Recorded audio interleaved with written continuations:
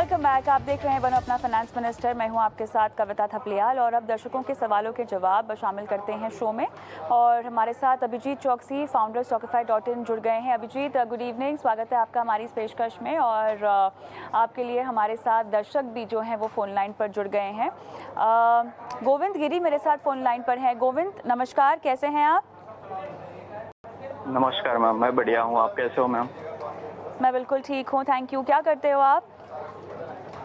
मैं एक software engineer हूँ एक्चुअली। तो ओके। जो आपने पोर्टफोलियो फर्स्ट दिया ऑफ है ऑल मैम, उसमें आपका आप मैं शुक्रिया अदा करना चाहूँगा आपका और आपकी टीम का। तो जो आप जो प्रोग्राम करते हो that is very helpful actually for people like me. Thank you so much Govind, बहुत अच्छा लगा ये सुनकर और इसी तरह की इनकरेजमेंट हमें मिलती है और हम आपके लिए बेहतर से बेहतर शो भी लेकर आते हैं। धन्यवाद आपका। आपने सवाल अपना भेजा है हमें और उसमें आप 50,000 की SIP हर महीना कर रहे हैं, जिसमें से ICICI का ब्लू चिप आपके पास है, कोटक का फ्लेक्सी कैप है, HDFC का आपने मल्टी कैप लिया है, SBI का मिड कैप लिया है, SBI का स्मॉल कैप भी लिया है, निप्पॉन इंडिया का स्मॉल कैप भी लिया है। ठीक है, तो 8 लाख रुपए आपने डायरेक्ट भी लगाए हुए हैं शेयर बाज़ार में।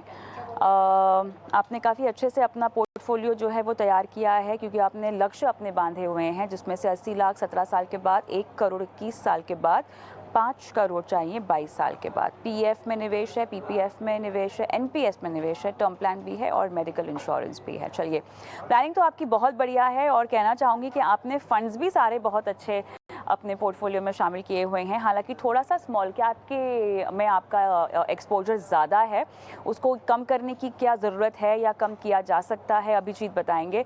अभिजीत बताएं। हाय, गुड इवनिंग गोविंद जी। मैं आपको कॉन्ग्रेचुलेट करना चाहूँगा बिकॉज आपने काफ़ी क्लियरली डिफाइंड अपने गोल्स टाइम होराइजन के साथ दिए हैं और आपकी एग्री करूँगा कविता के साथ कि आपकी फंड सिलेक्शन भी काफ़ी बढ़िया है। जनरली मैं एटलीस्ट मैक्सिमम 4 या मैक्सिमम 5 फंड सजेस्ट करता हूँ। आपने आई गेस 6 करे हैं।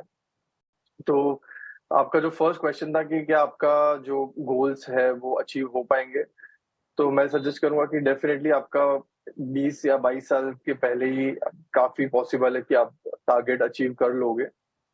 और जो जितना फंड्स डाइवर्सिफिकेशन की बात है उसमें मैं आपको एक ही सजेस्ट करूंगा कि आप कोटक फ्लेक्सी कैप से हटा के पराग पारिक फ्लेक्सी कैप में शिफ्ट कर सकते हो, जिसका मुझे ट्रैक रिकॉर्ड बेटर लगा। और अगर आपको कंसोलिडेट करना है तो आप जो आपके स्मॉल कैप फंड्स है उसको आप थोड़ा सा कंसोलिडेट कर सकते हो। जैसे आपने 2 अलग अलग स्मॉल कैप फंड में निवेश किया है, तो उसको अगर आप SBI में शिफ्ट कर सकते हो, निप्पॉन और SBI में, तो वो एक आपका थोड़ा कंसंट्रेटेड एलोकेशन हो जाएगा। मैं समझ सकता हूँ कि आपका 20 या 22 साल का होराइजन है, तो आपने और आप अग्रेसिव एक इन्वेस्टर हो, तो इस हिसाब से आपने SBI स्मॉल कैप में आपने ज्यादा निवेश किया है। तो आई थिंक आप उसमें कंटिन्यू कर सकते हो और ओवरऑल मेरा वही सजेशन रहेगा कि काफी इजीली अचीवेबल है आपका गोल। ऑलराइट, यहाँ पर इनको निवेश क्लियरली बढ़ाने की और ज़रूरत नहीं है ना अभिजीत, की ज़रूरत है? नहीं, अगर ये 50,000 की SIP अगर 20 साल के लिए कंटिन्यू कर रहे हैं तो, एंड प्लस उन्होंने जो मेंशन करा है कि उनका एग्जिस्टिंग पोर्टफोलियो भी है 14 लाख का इन्वेस्टमेंट प्लस 8 लाख का इक्विटी पोर्टफोलियो भी है, तो दोनों अगर कंबाइन करके हम रिटर्न्स कैलकुलेट करते हैं तो वो इजीली 20 इयर्स के पहले उनके जो तीनों गोल्स है, child education, marriage and retirement का जो टोटल कॉर्पस है वो इजीली अचीव कर लेंगे, मेरे ख्याल से 17 या 18 साल में ही। तो which is very well manage portfolio. तो मुझे नहीं लगता उन्होंने उनको अभी बढ़ाना चाहिए SIP, अनलेस कि उनकी और कोई गोल्स है तो अलग बात है। ऑलराइट, सो गोविंद, काफ़ी अच्छे से डाइवर्सिफाइड है आपका पोर्टफोलियो और जिस तरह से आपने अपने लक्ष्य बांधे हुए हैं, फिलहाल इन्वेस्टमेंट के लिहाज से तो आप ऑन ट्रैक हैं। ऑल द बेस्ट आपके पोर्टफोलियो के लिए। मेरे साथ राहुल शर्मा अगले दर्शक भी फोन लाइन पर हैं। नमस्कार राहुल, क्या हालचाल? नमस्कार जी मैम, एकदम बढ़िया। सर ये बताइए, आपने 12 फंड पोर्टफोलियो में शामिल किए हैं, आप खुद अपने पोर्टफोलियो को ट्रैक करते हैं? हाँ जी, मैंने खुद से स्टार्ट किया था, अभी इनिशियल स्टेज पर ही हूँ। अच्छा, कहाँ से जोड़ लिया आपने? सारे बेस्ट परफॉर्मर्स देखकर शामिल कर लिए क्या आपने अपने पोर्टफोलियो में इनको? एक्चुअली हाँ? हाँ वही लग रहा है, क्योंकि सारे आपने एक से एक धुरंधर फंड अपने पोर्टफोलियो में डाले हुए हैं। क्या किया, कैसे चुना इनको? परफॉर्मेंस देखी सबकी 5 साल 3 साल वाली? हाँ, नहीं मैम, वो तो नहीं देखा, बस रैंडमली मैंने सिलेक्ट किया, कहीं कहीं किसी से सजेशन नहीं लिया, इसलिए मैं चाह रहा था कोई हाँ। वेल मैनेज्ड हो जाए, क्योंकि कितने इनको साल हो ट्रैक गए करना भी इसमें? काफ़ी मुश्किल हो रहा है। बिल्कुल मुश्किल होगा। 12 फंड आपने डाले हुए हैं और उसमें आपका निवेश भी हम देख रहे हैं 1000-2000 के आसपास का ही है। तो हाँ अच्छा, कितना कितना कब बनाया है ये? कब से जोड़ने शुरू किए ये फंड्स? ये मुझे 2 साल हो गया है। चलिए, तो 5 करोड़ चाहिए 20 साल में, है ना? जी मैम। और निवेश जो हो रहा है फिलहाल केवल 15,000 का हो रहा है। आप स्टेप अप के ज़रिए अपने निवेश को बढ़ाना भी चाहते हैं। तो 52 में आपको 5 करोड़ चाहिए। रिटायरमेंट के आसपास का लक्ष्य है क्या ये? हाँ जी मैम। ओके, मैं ऐसी उम्मीद कर रही हूँ कि इसके अलावा भी आप कहीं ना कहीं पैसे लगाते होंगे, या केवल यही आपके पास एक इन्वेस्टमेंट के नाम पर? इसके अलावा एनपीएस भी है, 12,000 एनपीएस में मेरा होता है ठीक है, ठीक है। और उसके अलावा कोई फिक्स डिपॉजिट नहीं है ना? कोई सोने में निवेश नहीं है ना? नहीं, इसके सोने का अलावा तो कुछ खैर नहीं आपने फंड भी डाला हुआ है। ओके, हाँ। और राइट, चलिए ठीक है, बताते हैं आपको पोर्टफोलियो में से अब क्या क्या छांटना चाहिए। अभिजीत, देखो अभिजीत, 15,000 डाल रहे हैं ये हर महीना, ठीक है, लेकिन 15,000 के लिए इन्होंने 12 फंड अपने पोर्टफोलियो में डाले हुए हैं। फंड्स सारे बहुत अच्छे हैं, लेकिन क्या वो फंड्स राहुल के लिए अच्छे हैं?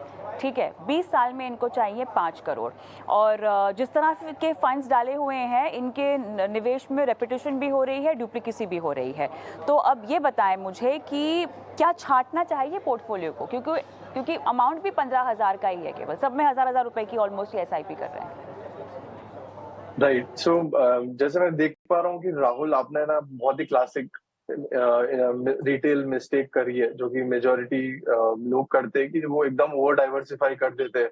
म्यूचुअल फंड का पोर्टफोलियो तो उसमें 10 12 15 ले लेते हैं, अगर स्टॉक का पोर्टफोलियो तो उसमें 25 30 40 स्टॉक ले लेते हैं। तो ये काफी कॉमन मिस्टेक है। तो जिसमें होता क्या है कि हमारे जो रिटर्न्स वो बहुत ही न्यूट्रलाइज हो जाते हैं। तो फॉर एग्जाम्पल, अगर कोई निवेशक है जो सिर्फ 1 या 2% अपने पोर्टफोलियो में एलोकेट करता है कोई भी एक स्टॉक में, राइट, तो अगर आगे जाके वो स्टॉक फॉर एग्जाम्पल 2 टाइम्स हो जाता है, तो उसकी इम्पैक्ट आपके ओवरऑल पोर्टफोलियो पे कुछ ज्यादा आती नहीं है। तो इसके लिए हम स्टॉक्स में भी हमारे क्लाइंट्स को वही सजेस्ट करते हैं कि एटलीस्ट एक स्टॉक में 5 to 7% जितना मीनिंगफुल एलोकेशन होना चाहिए। तब भी जब वो स्टॉक आगे जाके बढ़ता है तब स्टॉक पे एक पोर्टफोलियो पे एक मीनिंगफुल रिटर्न्स आता है। तो उसी तरह म्यूचुअल फंड में भी मैं वही सजेस्ट करूंगा कि मैक्सिमम 4 या 5 फंड्स होने चाहिए।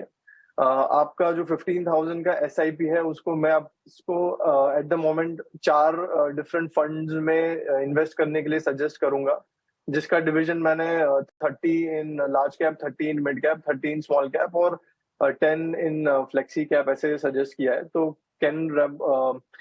कैन रोबेको का फ्लेक्सी कैप में आप ऑलमोस्ट 10% जितना आप निवेश कर सकते हैं। फिर मिराई इमर्जिंग ब्लू चिप में 30, इन्वेस्को मिड कैप और एसबीआई स्मॉल कैप में 30, ऐसे करके आप रीअलाइन कर सकते हैं आपका पोर्टफोलियो। दूसरा, आपने जो एनपी नेशनल पेंशन और एसआईपी आपकी टोटल आपने जो बताई है, तो 7 to 8% मैंने कंसिडर करा है सीएजीआर, और उसके हिसाब से आप अराउंड 65-70 लाख जितना अचीव कर पाओगे आपकी एग्जिस्टिंग एनपीएस की एसआईपी से। और म्यूचुअल फंड की एसआईपी से अराउंड 1.5 जितना आप अचीव कर पाओगे at the end of 20 years. तो जो कि सिर्फ 40% ही हो रहा है आपके टोटल टारगेट का। तो अगर आपका 5 CR का टारगेट है तो मैं आपको सजेस्ट करूंगा कि ग्रेजुअली धीरे धीरे आप अपनी एसआईपी को इंक्रीज करके और 25,000 की एसआईपी इसमें आप जोड़ोगे तो 40,000 तक आप अगर एसआईपी लेके जा रहे हो, तब जाके और प्लस आपकी एनपीएस जा रही है, तब जाके आप अपना 5 करोड़ का जो टारगेट है वो आप अचीव कर पाओगे इन 20 ईयर्स। तो 3 से 4 फंड्स में से क्या ये कैनरा रोबेको का फ्लेक्सी कैप, मिरर इमर्जिंग का blue chip, Invesco mid cap और एसबीआई का स्मॉल कैप आप निकलने की सलाह दे रहे हैं Abhijit? Yes, correct. Alright, Rahul और कोई सवाल पूछना है आपको? No ma'am, thank you. Alright, thank you so much Rahul, अपने सवाल हमें भेजो। और चलिए इसी के साथ अब रुक कर लेते हैं निवेश के गुरु मंत्र की ओर।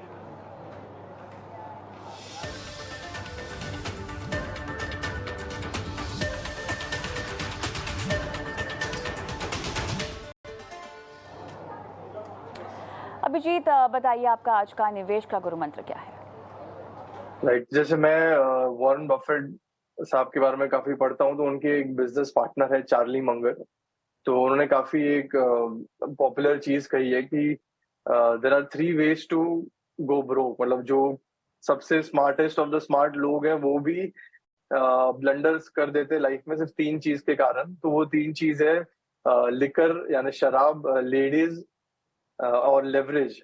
और ये तीनों चीज मेरे ख्याल से एक निवेशक हो या इन जनरल लाइफ में अवॉइड करनी चाहिए, ताकि आप कोई भी टाइप के मेजर एक्सीडेंट्स लाइफ में अवॉइड कर सको। एंड दूसरा मेरा सजेशन ये रहेगा कि फाइनेंशियल फ्रीडम जो है वो जिसमें एटलीस्ट 1 या 2 दशक लगते हैं, ना कि हफ्तों या 1-2 साल का खेल है। तो हैव पेशेंस और थोड़ा लॉन्ग टर्म विजन रखना जरूरी है। एटलीस्ट 10+ ईयर्स का विजन तो म्यूचुअल फंड्स या स्टॉक मार्केट में मिनिमम होना ही चाहिए। ऑलराइट अभिजीत, इसी के साथ बहुत बहुत धन्यवाद आपका, समय निकाला और आज दर्शकों का मार्गदर्शन किया। धन्यवाद। हम रुकेंगे एक छोटे से ब्रेक के लिए, लेकिन ब्रेक के उस पार मिड कैप स्मॉल कैप में आपकी रणनीति अब क्या होनी चाहिए और क्या यही मौका है कि आप मुनाफा बांध लें?